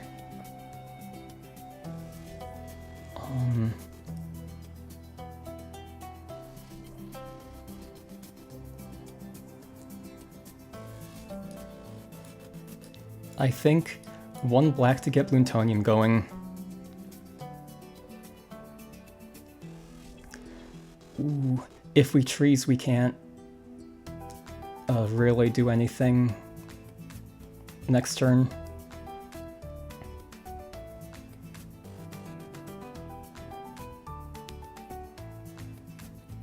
Yeah, I think just one black is the play.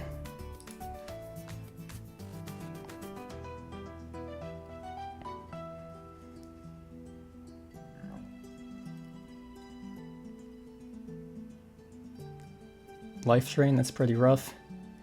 Green. Luckily we do have super, so... Oh, and he's making Dire Wolves. Would have been way better there to make not Dire Wolves.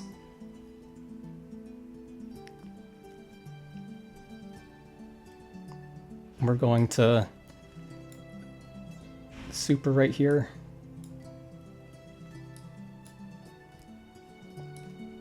And take out... It's better to wolf this, obviously. It does look like a burn deck, because he's putting a Mountain Wolves for longevity. So hopefully next turn, if he doesn't have anything good in hand, we can get black up and get trees. He's got another pink, hopefully he doesn't have anything good. He's got another trees. He drew all three pinks, which is interesting to say the least. We don't actually have healing in this deck, so if he draws all three life drains, we do have a bit of a problem. I'm going to do this, just to get the shield going again. He's got healing. That's strange. He's getting Bomb Bloons down too. Okay. Sprayer's a little bit nice, but it doesn't really matter at the end of the day, because all we're watching out for is the two other life drains.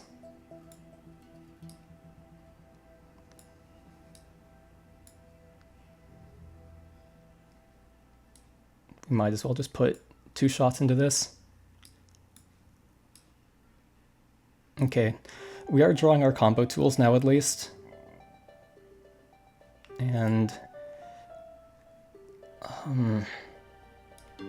yeah, I'm gonna set up the sprayer hero prot just in case. He's putting up sentinels. Luckily, sentinels only go for the shield.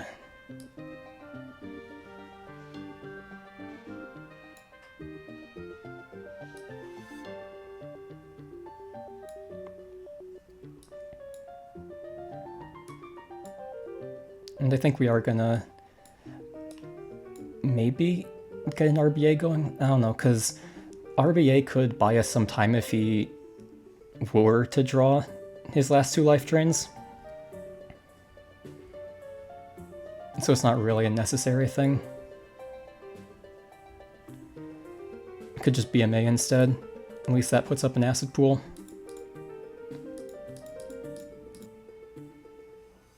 We're gonna... This isn't an optimal place for the Bioboomer shots to go, but we need something to put frags over.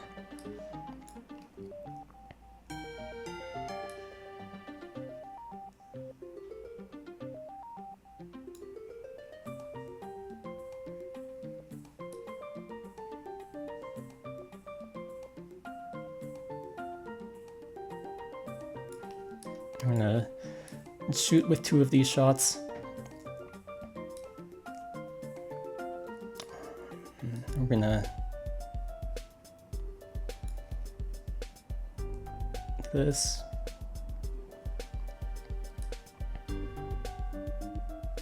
He's taking down the sprayer, so he's not taking down the sprayer actually. It's very interesting. I would take down the sprayer because that takes down the hero protection as well.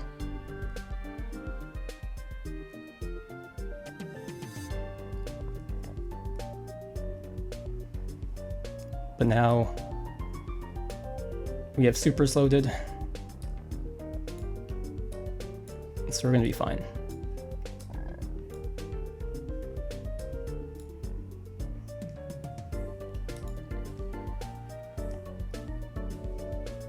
Ooh, this is a question.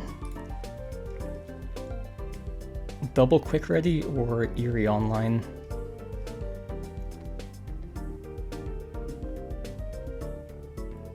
Ooh, that's tough.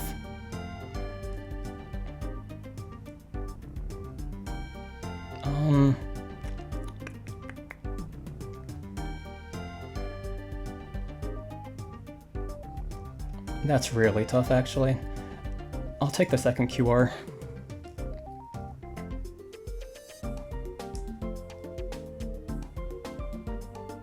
And that'll be it.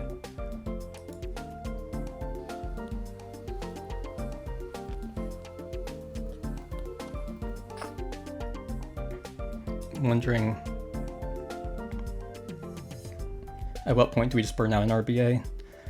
Not now, a little bit later, I'd imagine. RBA now might not even be bad though.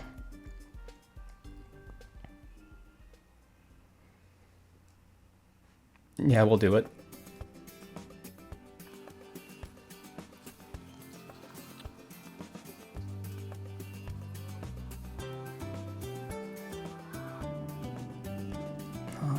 One, two, three, four, five, six. I'd love to be able to drop this dire wolf.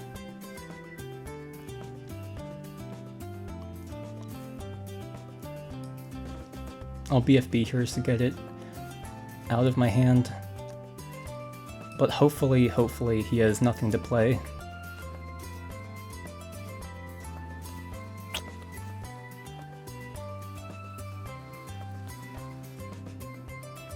Okay, this is the plan. I have thought this out meticulously. We're gonna clean all this shit up.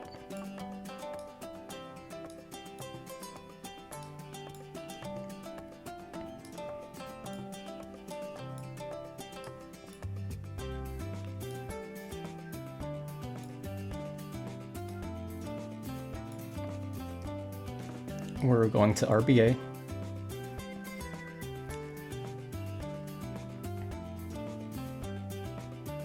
Unfortunately, the strong acid pool is going to take 1 off the board, but he can't kill with just one life drain. And then we're gonna...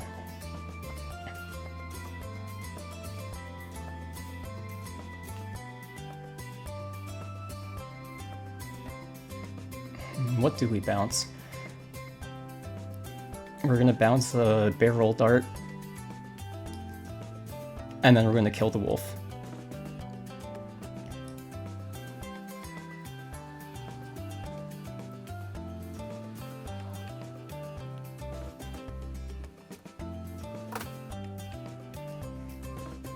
So he can, he has one spot open. Third quick ready, love to see it.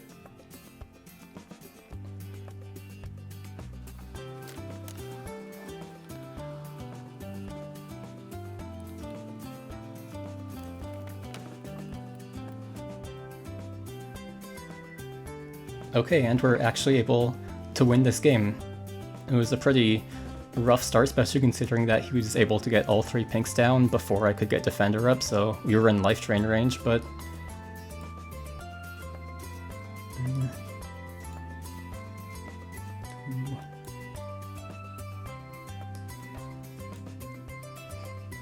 able to pull it back. It's an interesting game. I'm just now realizing that he actually did play Return to Sender that game, so we lose the streak.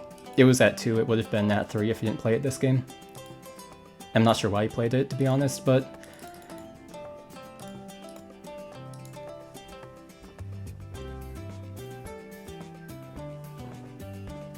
Ooh, next match already. That's fast. Bad news is that this is a CJ who took game night, which means there's a very good chance that it's a combo player and I'm just going to instantly lose.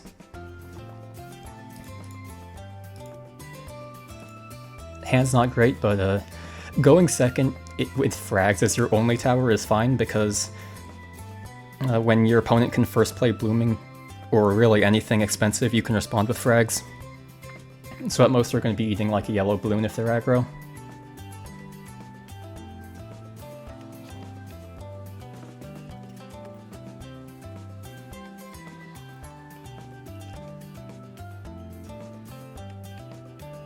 Ooh, Tax Sprayer is a great pickup here.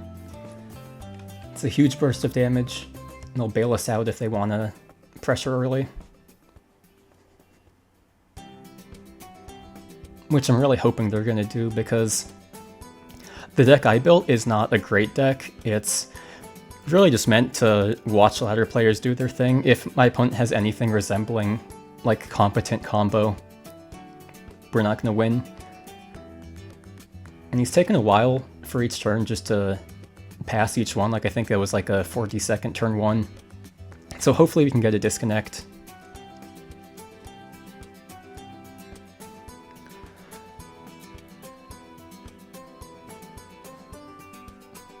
Uh, 45 seconds just to pass. That's great.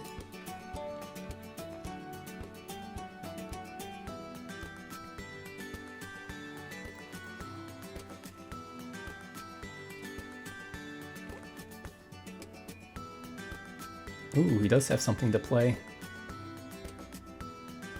Unfortunately, I don't really have anything to respond to that with.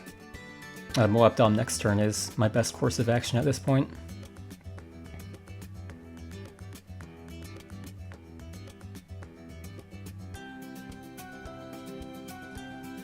Playing Triple Threat this early suggests 2 things. One, that he's playing Trip Threat OTK, and 2, that he drew a second one.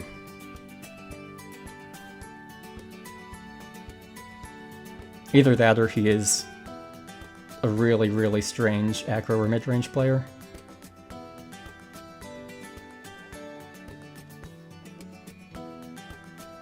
Blooming here. That's strange.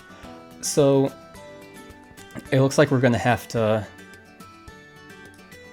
set up frags, which luckily do kill the blooming, because for some reason this guy's playing on game night, but aggro. Like, you can veto maps in this game. You didn't have to do that. And game night's perfect for us here, because not only did our frags pop the blooming, but this sprayer is going to hit 55, which one-shots this unless he plays a normal monkey, in which case it two-shots it. And it can also straight up two-shot the Swarm Yellow.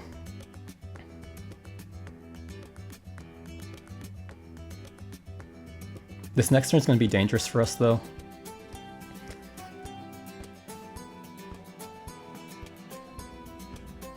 Pink is really strange here. I don't know what made him do that, but regardless, we can just put up trees here. We'll take some damage, that's perfectly fine. And then next turn we have another frags to play. Oh, by the way, if we didn't already have bad at aggro, or if you were like unconvinced by the previous one, this would definitely count as bad at aggro. But we are going to BMA out early, because Rad generates tokens, so we could potentially get a second bigger Rad if I let that one live. And because we have enough for frags next turn anyways, and we have our two other towers coming online, so we might as well get the BMA down early.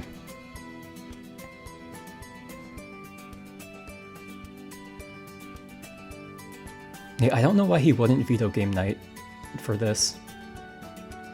It's very strange.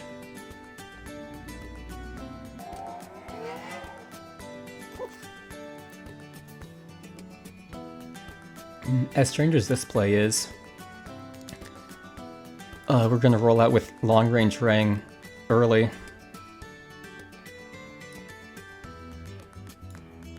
Because we do have frags next turn anyways, and I want to stagger my frag bomb shots, even though 2 frags is more efficient this turn.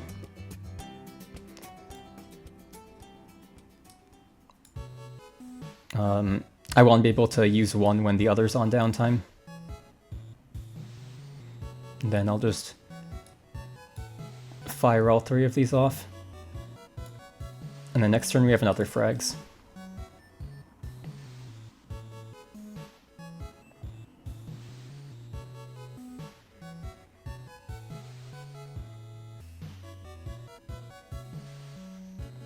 Another pink, very interesting. Going straight into the Strong Acid, also very interesting. Because he didn't actually play anything, oddly enough, I'm just going to set up the Hero Prot. And we do have a full choice of which towers to play next turn. We can do both frags and bio if we want, or we could do Moab Dom.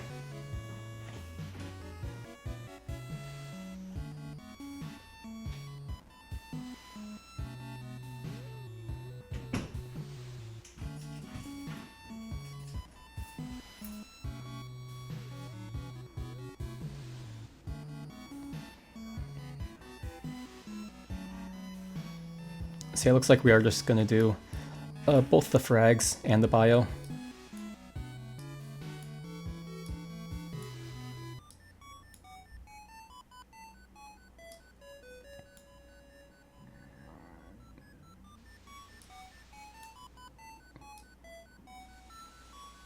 His Strengtheners live for a super long time, but it doesn't actually matter if, you know, he doesn't have any towers to...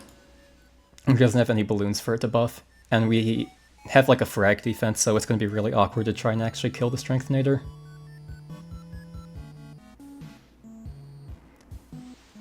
Now he's just playing Bio Boomers. Very odd.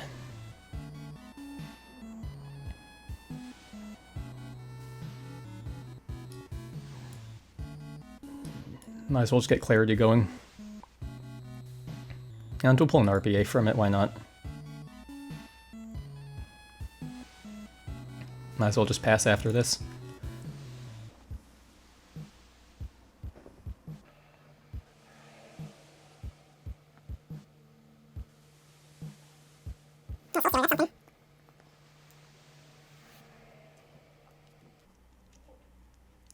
We do have Super online now, so we can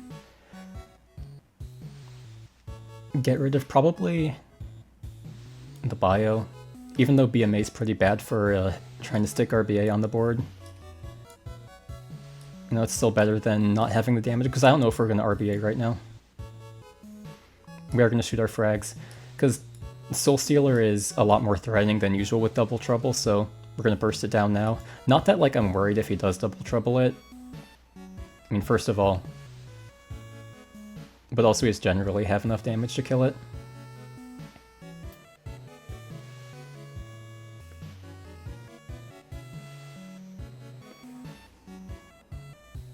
Okay. We'll replace the BMA now. It's kind of lived past its expiration date. Even though the acid pool is really good at stopping burn, we have a sprayer, a hero prot, and enough health left that we're not really going to need it.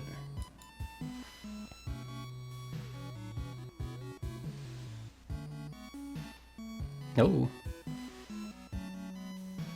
It's actually got Golden Blimp here. That's interesting. It's a little bit of a heavier tempo card.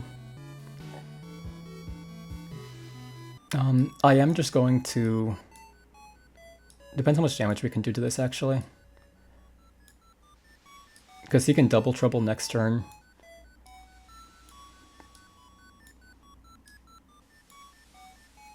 Which is honestly fine. If he double troubles at 865, we're perfectly okay. RBA is tempting here, though. Very tempting. And we won't play it. If we play it next turn, we get the frags to reload anyways.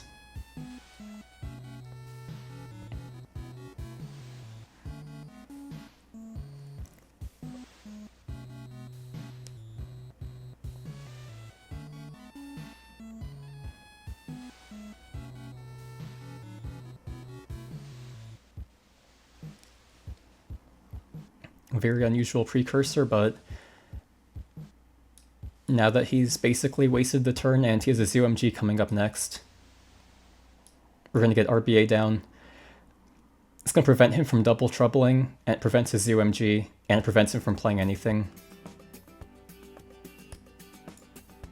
And potentially we could just tank the golden straight into the hero prot, but we'll probably just be able to kill it. Ooh, nice play. And that one actually probably wasn't sarcastic.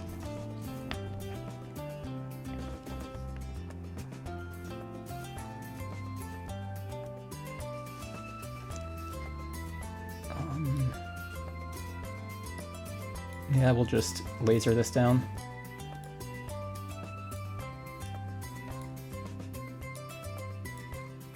No need to waste our hero prod on tanking that. We can just kill it normally.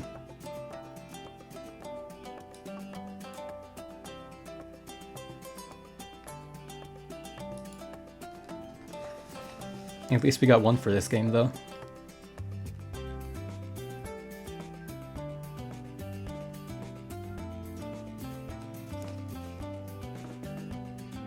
And now we can use the second RBA to deny his second ZOMG. This is taking a while. Please tell me he disconnected so we can get a second one. The game's already over, I won this. We used frags to shoot down the golden blimp, and then all the reds, and then we use a second RBA, and he gets nothing, and then we have two ZOMGs coming down the field. Please tell me he disconnected. Hell yeah, he did. Ooh. I thought we were going to get nothing that game, but we ended up pulling two good ones. So from here, what do we have left? If we get farming for no reason, we bingo. If we get arbiter, we win. We're only one game without return to sender at this point. And there's still some other things. We get AMD wins now, actually. So we're getting pretty close. These queues are going way too fast. If we wanted to get tier 3 on the bingo card, I'd probably have to wait until like 4 AM. Anyways, we have an Adora, which means that we have a chance for Arbiter, farming for no reason. AMD especially, a lot of Adoras for some reason especially like that. Well, I guess it makes sense because you can sacrifice the Alchemist itself, so you can make use of like the useless body it has. Needs mining, okay. There it is. Holy shit. Bingo time. Now let's see, this is the big question. Can we get the 2 bingos before finishing out this game? I know I said we're only going to go for 1, but if we can get the double here, if he just starts farming for absolutely no reason at all. If he places a farm here at all, I'm counting as farming for no reason, because he's been sitting at 20 already and it's turn 6. I know he has nothing to, you know, actually ramp to. And we're going to play out our action figure now just to cycle it. But, wow, that really didn't take too long. Anyway, I'm happy. I've been here for way too long. It's only been, I believe this is game 10 right now. So filling out the bingo sheet this much in 10 games, I think I've made my case. But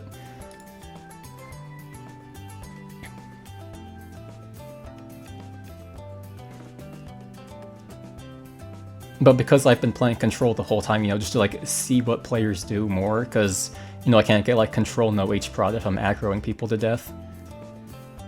That 10 games has been basically the entire real life day.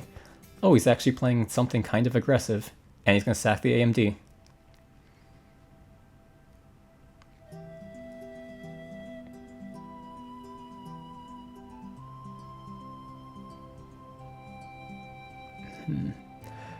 We could BMA just to shut down this entire rush right now. I think we're just going to frags, because I don't know if he's going to commit to this rush further. A lot of Adora players, for some reason, like to play like the beginning of a tempo push and then do nothing at all. This connection is really, really bad. I told you to shoot this guy so long ago. And I disconnected. Wow, that's amazing. Did I lose a rank for that? Probably. Well, I think that's a pretty fitting end